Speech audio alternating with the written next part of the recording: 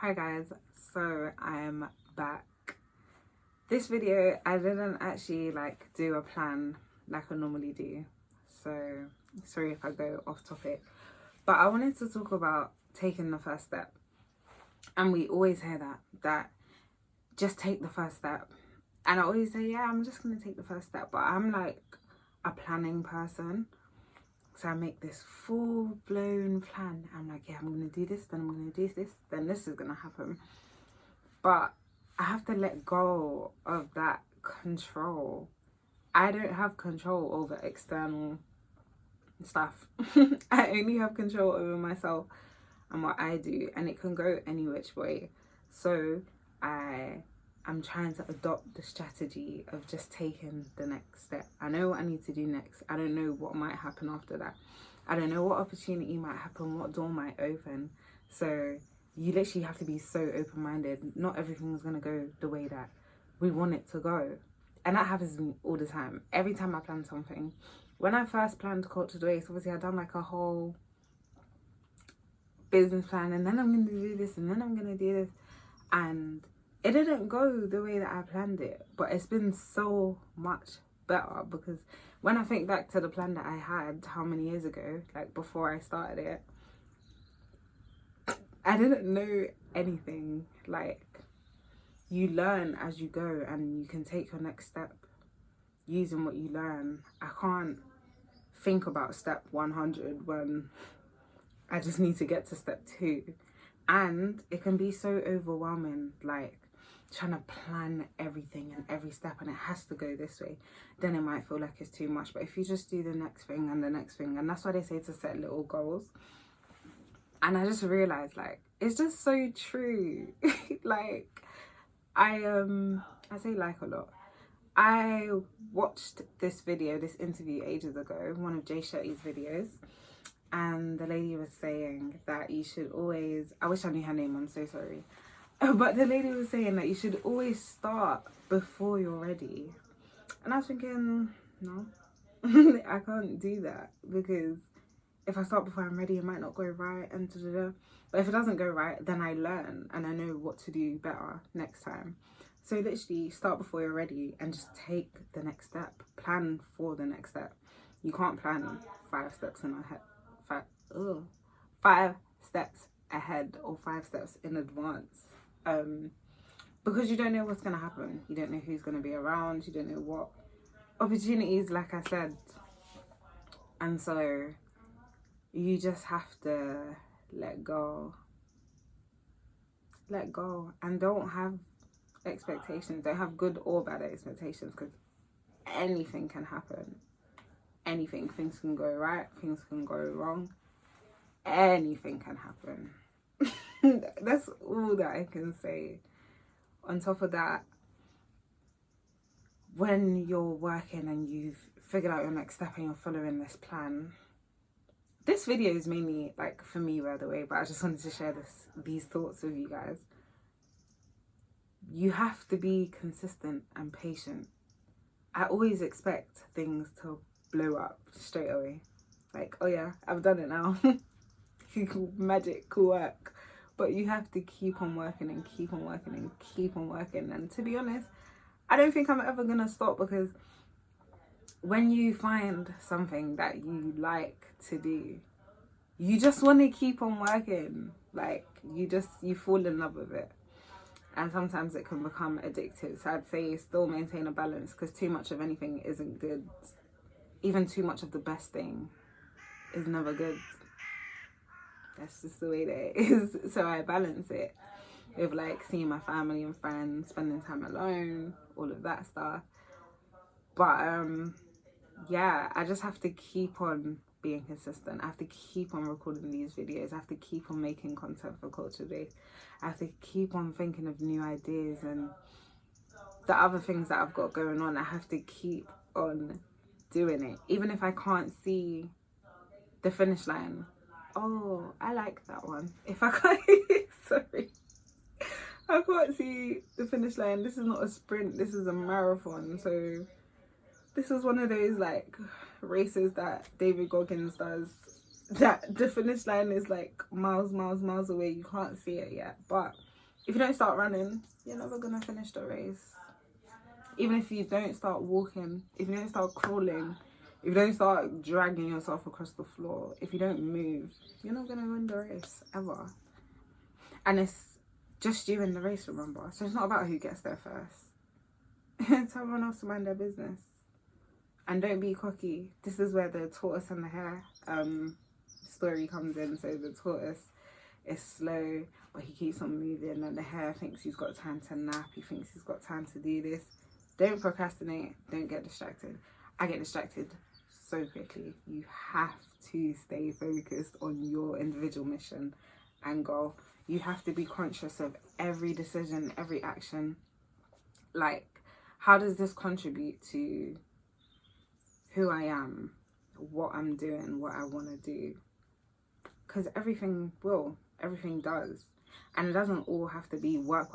Like I said, me going to spend time with my family is not work, but it's something that is so important to me.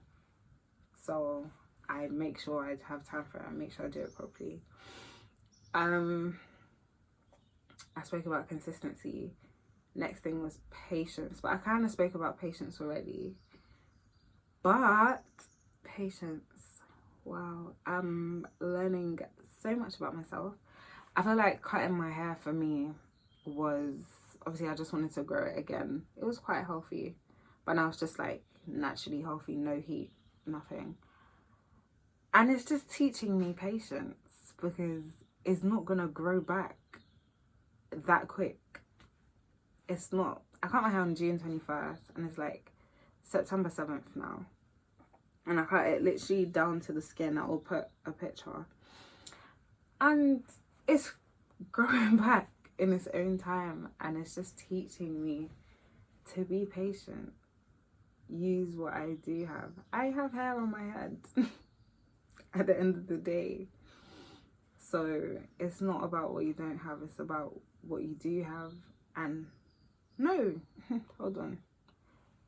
It's not about what you have, it's about how you use it. That's what I'm trying to say. So just be resourceful. It might feel like you have no resources. From where like I come from, I didn't really have anyone to ask business advice or any of the other things that I'm doing. I didn't have any resources. I didn't know where to go to. I just kept going to YouTube. But if you take time, look within, spend a lot of time thinking, a lot of time getting to know yourself, you'll realize that you probably have all the answers anyway. You might need like help here and there. Ask a friend. I wouldn't really recommend asking Google anymore, because Google is just made up of so many different people's thoughts, basically. So when you ask a question, you're getting so many different responses. And who goes to say that anything is right? Everyone believes in different things. So you have to just think about it and decide for you what is right, or what's your next step, what should you do. So I spoke about taking the next step, I spoke about consistency, and I spoke about patience. I think the last thing, which like ties everything together, is your mindset. And we hear this all the time, always keep a positive mindset. we just say it so easily, like, yeah, I'm keeping a positive mindset, I'm protecting my energy. But are you? Because that's what I was screaming like last year, and here I am a year later screaming it all over again, but actually practicing it this time and actually being positive and being aware of my thoughts. So when a negative thought comes, I used to like just shut it down and be like, no negative thinking. But instead I have to actually think about that. Where did that come from? Why am I thinking like that? And what can I say to myself? What thought process can I go through to change this negative thought into a positive one? So every time it arises, the positive thought comes. Because in a book that I'm reading, it just explains how like thoughts come in, it's like a treasure chest. So once you unlock one thought, all the other ones just start flowing through, and that's how you get into like that negative thing straight away, because they all come together. So if you tackle them as they come and change them to positive, then you'll open up the positive treasure. Why can I say that? Treasure chest. That's embarrassing. But yeah. So positive thinking is definitely important, and that's why I'd say to surround yourself with positive people. At least have a few positive people that you can speak to, because in the past I've had like friends that when I'm being positive, they tell me to shut up. I'm just like, okay, just trying to help. And then I stop being positive, and I stop being so smiley, because I don't want to get on anyone's nerves. Can you hear how silly that sounds? You stop being happy and positive and just full of good energy so that you don't annoy anyone. Ebony doesn't do that anymore. I don't do that anymore. And neither should you. You shouldn't have to sacrifice like good feelings or bad feelings. If you're upset, feel that, and let it push you to do more, motivate you to do better, instead of just disregarding how you feel. And then you bury it. Because I promise you, it will come back up. Every time I bury the situation. I was just the kind of person where I didn't say what was wrong. So if something happened, I'll be like, raw. Cool. Don't say anything, just deal with it myself. Then later on, it will come back up. Whether you say it to them or whether you say it to yourself, those feelings come back up. So you're better off dealing with them as they come, rather than letting them all pile up on top of you, and then you just break down out of nowhere, because trust me, it's not nice. Like I said, when I don't plan my videos, I just get to talking about anything. So I'm gonna stop this video now.